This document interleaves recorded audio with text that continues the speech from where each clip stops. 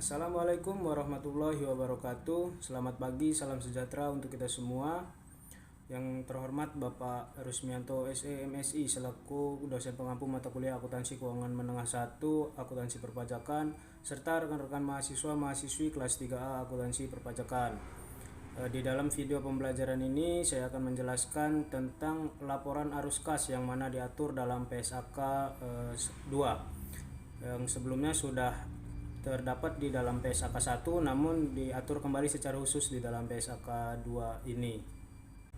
Nah, kita akan membahas tentang laporan arus kas, maka kita harus mengetahui apa itu definisi dari laporan arus kas. Yang mana laporan arus kas adalah laporan keuangan yang menyajikan jumlah aliran kas yang masuk ke perusahaan dan jumlah aliran kas yang keluar dari perusahaan dan perubahannya selama satu periode tertentu. Adapun laporan kas tersebut mencakup atas kas dan setara kas, yaitu kas di tangan, simpanan giro dan tabungan. Ada juga investasi jangka pendek yang sangat liquid yang bisa dikonversi menjadi uang dalam jumlah tertentu dan memiliki resiko perubahan nilai yang tidak signifikan dengan jatuh tempo kurang dari 3 bulan. Ada juga arus kas di perusahaan diklasifikasikan menjadi 3, yaitu arus kas dari aktivitas operasi, arus kas dari aktivitas investasi, dan arus kas dari aktivitas pendanaan. Ada juga manfaat dari laporan arus kas tersebut. Yang pertama adalah dapat membantu pemakai memperoleh informasi mengenai kemampuan perusahaan memperoleh kas, kemampuan perusahaan memenuhi kewajiban, menjelaskan laba akuntansi dan laba tunai, serta pengaruh kegiatan investasi dan pembiayaan cash dan non cash terhadap posisi keuangan perusahaan. Baik, sebelumnya tadi kita sudah membahas tentang pengklasifikasian arus kas yang mana dibagi menjadi 3, yaitu arus kas dari aktivitas operasi, dari aktivitas investasi, dan dari aktivitas pendanaan. Yang pertama akan kita bahas adalah arus kas dari aktivitas operasi, di mana aktivitas operasi adalah aktivitas penghasil utama pendapatan entitas dan aktivitas lain yang bukan merupakan aktivitas investasi dan pendanaan. Adapun indikator utama menentukan apakah operasi dapat menghasilkan kas untuk melunasi pinjaman dan memelihara kemampuan operasi entitas, membayar dividen dan melakukan investasi. Yang mana inflow terdiri dari aktivitas operasi ini terdiri dari penerimaan dari penjualan barang atau jasa, adapun royalti, pendapatan lain. Ada juga penerimaan dari pendapatan sewa, restitusi pajak, penerimaan dari pemberian untuk bank, dan penjualan sekuritas dari perusahaan efek. Adapun outflows terdiri dari pembayaran kepada pemasok barang dan jasa, pembayaran untuk karyawan, pembayaran klaim asuransi, pembelian efek atau perusahaan efek, pengembalian kredit bank, dan juga ada pembayaran biaya operasi. Kemudian ada pelaporan arus kas dari aktivitas operasi, yang mana entitas melaporkan arus kas dan aktivitas operasi dengan menggunakan salah satu dari metode berikut. Yang pertama itu ada metode langsung. Kelompok utama dari penerimaan dan pengeluaran kas bruto diungkapkan. Yang kedua adalah metode tidak langsung. Laba disesuaikan dengan mengoreksi transaksi non kas, penangguhan atau akrual, dan unsur penghasilan atau beban yang terkait aktivitas investasi dan pendanaan. Nah, dari kedua metode ini cukup baik, tetapi dianjurkan kita menggunakan metode langsung karena informasinya yang lebih berguna menggunakan metode langsung. Nah, ada juga bahan penyusunan arus kas dari aktivitas operasi adalah laporan laba rugi, yang mana laporan ada juga aset lancar komparatif dan liabilitas jangka pendek komparatif. Nah, yang berikutnya ada bentuk laporan arus kas dari aktivitas operasi seperti yang saya tampilkan pada slide berikut. Arus kas dari aktivitas operasi itu didapatkan dari penerimaan dari pelanggan, pembayaran kepada pemasok, pembayaran kepada karyawan, pembayaran pajak penghasilan, pembayaran bunga dan beban keuangan, penerimaan bunga dan penghasilan keuangan, pembayaran untuk beban operasional lainnya. Di mana penerimaan dari pelanggan ini kita dapat dari penjualan neto, yang mana ketika piutang dagang mengalami kenaikan maka akan dikurangi, ketika penurunan piutang dagang maka akan ditambah. Sedangkan pembayaran kepada pemasok itu kita dapat dari beban pokok penjualan, pembayaran kepada karyawan itu kita dapat dari beban gaji, bagian penjualan ditambah bagian administrasi umum. Adapun pembayaran pajak penghasilan kita dapat dari beban pajak penghasilan, pembayaran bunga dan beban keuangan itu kita dapat dari beban keuangan, penghasilan penerimaan bunga dan penghasilan keuangan itu kita dapat dari penghasilan keuangan dan sebagaimana yang terdapat pada slide berikut. Dan ini kita dapat dari laporan laba rugi yang sudah kita buat sebelumnya. Nah, yang berikutnya ada arus kas investasi, yang mana arus kas dari aktivitas investasi, yang mana aktivitas investasi adalah perolehan dan pelepasan aset jangka panjang serta investasi lain yang tidak termasuk setara kas. Yang berikutnya mencerminkan pengeluaran untuk sumber daya yang dimaksudkan menghasilkan kas masa depan. Kemudian bahan utama penyusunan adalah aset tidak lancar komparatif. Inflow terdiri dari penerimaan penjualan aset tetap, aset tidak berwujud, dan aset jangka panjang lain. Penerimaan kas dari kontrak future atau forward future untuk pendanaan. Kemudian ada penerimaan penjualan instrumen utang atau kas selain diperdagangkan. Ada juga penerimaan kas dari pelunasan uang muka dan pinjaman dari pihak lain. Sedangkan untuk outflow terdiri dari pembayaran kas untuk membeli aset tidak tetap, aset tidak berwujud, biaya pengembangan dikapitalisasi. Ada juga pembayaran kas dari kontrak future, forward, swap untuk aktivitas pendanaan, pembayaran untuk membeli instrumen utang atau ekuitas ventura selain untuk diperdagangkan. Nah, untuk klasifikasi yang ketiga adalah arus kas dari aktivitas pendanaan, yang mana aktivitas pendanaan adalah aktivitas yang mengakibatkan perubahan dalam jumlah serta komposisi kontribusi modal dan pinjaman entitas, di mana memprediksi klaim atas arus kas masa depan oleh para penyedia modal entitas. Bahan utamanya adalah liabilitas jangka panjang komparatif dan ekuitas komparatif. Adapun inflow terdiri dari penerimaan kas dari penerbitan saham, penerimaan kas dari penerbitan obligasi, wesel, pinjaman jangka pendek dan jangka panjang, adapun hipotek. Sedangkan outflow-nya terdiri dari pembayaran kas kepada pemilik untuk menarik atau menebus saham, ada pelunasan pinjaman, ada juga pembayaran kas oleh lessee untuk mengurangi saldo liabilitas terkait sewa pembayaran. Ada juga bunga dan dividen, di mana arus kas bunga dan dividen diungkapkan secara terpisah dan diklasifikasikan secara konsisten. Beban bunga dapat disajikan sebagai arus kas operasi atau pendanaan atau alternatif. Pendapatan bunga dapat disajikan sebagai arus kas operasi atau investasi.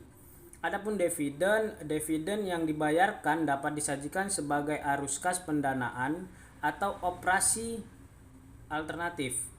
Pendapatan dividen dapat disajikan sebagai arus kas operasi atau investasi.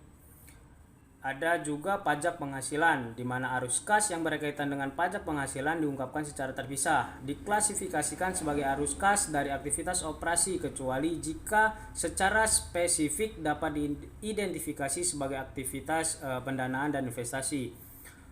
Jika diklasifikasikan secara terpisah, jumlah keseluruhan pajak dibayarkan diungkapkan. Kemudian ada investasi dalam asosiasi anak bisnis lain. Investasi dilaporkan hanya terkait dengan arus kas yang terjadi antara investor dan investee. Arus kas yang berasal dari perolehan dan kehilangan pengendalian atas entitas anak dan bisnis lain disajikan secara terpisah dan diklasifikasikan sebagai aktivitas investasi. Pengungkapan atas perolehan dan kehilangan pengendalian entitas dan entitas anak dan bisnis. Adapun jumlah imbalan, porsi imbalan yang merupakan kas atau setara kas, ada juga jumlah kas dan setara kas pada entitas anak di mana pengendalian hilang, jumlah aset dan liabilitas selain kas atau setara kas di mana pengendalian hilang. Ada juga ketentuan lain yang mana transaksi investasi dan pendanaan non-kas diungkapkan pada bagian dari laporan keuangan sehingga dapat memberikan semua informasi relevan mengenai aktivitas investasi dan pendanaan. Berikutnya, entitas mengungkapkan komponen kas dan setara kas serta menyajikan rekonsiliasi jumlah tersebut dalam LAK dengan pos yang sama yang disajikan dalam laporan posisi keuangan. Ada juga entitas mengungkapkan jumlah saldo kas dan setara kas yang signifikan yang tidak digunakan oleh kelompok usaha restriksi beserta pendapat manajemen efektif berlaku 1 Januari 2011. Nah, berikutnya kita akan membahas tentang aktivitas operasi menggunakan metode langsung. Dengan metode langsung, informasi mengenai kelompok utama penerimaan kas bruto dan pengeluaran kas bruto dapat diperoleh baik yang pertama dari catatan akuntansi entitas atau dengan menyesuaikan penjualan, beban pokok penjualan dan pos-pos lain dalam laporan laba rugi komprehensif untuk perubahan persediaan piutang usaha dan utang usaha selama periode berjalan, pos bukan kas lainnya dan pos lain yang berkaitan dengan arus kas, investasi dan pendanaan. Kemudian aktivitas operasi menggunakan metode tidak langsung. Dalam metode tidak langsung, arus kas bersih dari aktivitas operasi ditentukan dengan menyesuaikan laba atau rugi bersih dari pengaruh. Yang pertama itu perubahan persediaan dan piutang usaha serta utang usaha selama periode berjalan. Yang kedua, pos bukan kas seperti penyusutan, penyisihan, pajak ditangguhkan, keuntungan dan kerugian valuta asing yang belum direalisasi serta laba entitas asosiasi yang belum dibagikan. Dan yang ketiga, semua pos lain yang berkaitan dengan arus kas investasi atau pendanaan. Ada juga pelaporan arus kas dari aktivitas investasi dan pendanaan di mana dilaporkan secara terpisah kelompok utama penerimaan kas bruto dan pengeluaran kas bruto yang berasal dari aktivitas investasi dan pendanaan kecuali yang dilaporkan neto. Nah, ada juga pelaporan arus kas atas dasar neto. Arus kas yang berasal dari aktivitas operasi, investasi dan pendanaan berikut ini dapat disajikan menurut arus kas bersih atau neto. Yang pertama itu penerimaan dan pengeluaran kas untuk kepentingan pelanggan jika lebih mencerminkan aktivitas pelanggan daripada aktivitas operasi pembayaran rekening giro dana pelanggan dikelola entitas asosiasi. Yang kedua itu penerimaan dan pengeluaran untuk pos-pos dengan perputaran yang cepat, jumlah yang besar dan jangka waktu singkat, transaksi kredit nasabah, pembelian dan penjualan investasi, pinjaman jangka pendek. Yang ketiga untuk lembaga keuangan dengan arus kas neto. Yang pertama itu ada penerimaan dan pembayaran kas sehubungan dengan deposito, penempatan dan penarikan deposito pada lembaga keuangan lain, pemberian dan pelunasan uang muka pinjaman kepada nasabah. Ada juga arus kas dalam mata uang asing, yang mana arus kas dari transaksi mata uang asing dibukukan dalam mata uang fungsional entitas dengan mengalihkan jumlah mata uang asing tersebut dengan nilai tukar pada tanggal transaksi. Arus kas entitas anak di luar negeri dijabarkan berdasarkan nilai tukar pada tanggal transaksi arus kas. Konsisten dengan PSA K10, keuntungan dan kerugian yang belum direalisasi akibat perubahan nilai tukar bukan arus kas.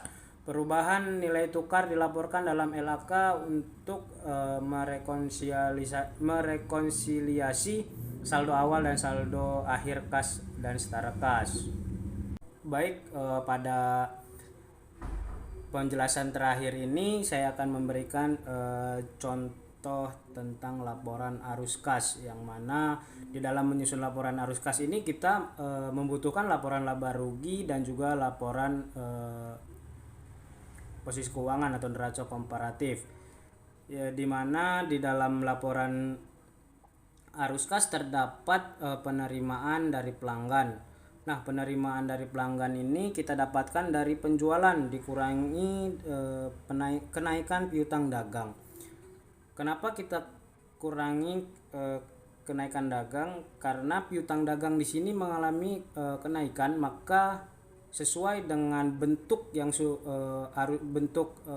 arus kas tadi, laporan arus kas tadi yang sudah kita bahas, jika piutang dagang mengalami kenaikan, maka si penjualan akan dikurangi. Dan kemudian ada pembayaran dari pemasok, itu kita dapat dari harga pokok penjualan ditambah penurunan utang dan penurunan persediaan. Sebagaimana yang pertama tadi, karena di sini utang mengalami penurunan, maka itu akan ditambahkan. Kemudian ada pembayaran kepada karyawan, kita dapat dari beban gaji yang terdapat di laporan laba rugi. Kemudian juga ada beban pajak penghasilan. Nah, beban pajak penghasilan ini kita kurangi dengan utang pajak penghasilan, karena utang pajak penghasilan mengalami kenaikan. Dan berikutnya dapat kita lihat seperti mana yang terdapat pada slide ini. Baik, itu saja yang dapat saya sampaikan dalam video pembelajaran ini. Lebih kurangnya saya mohon maaf. Saya akhiri. Wassalamualaikum warahmatullahi wabarakatuh.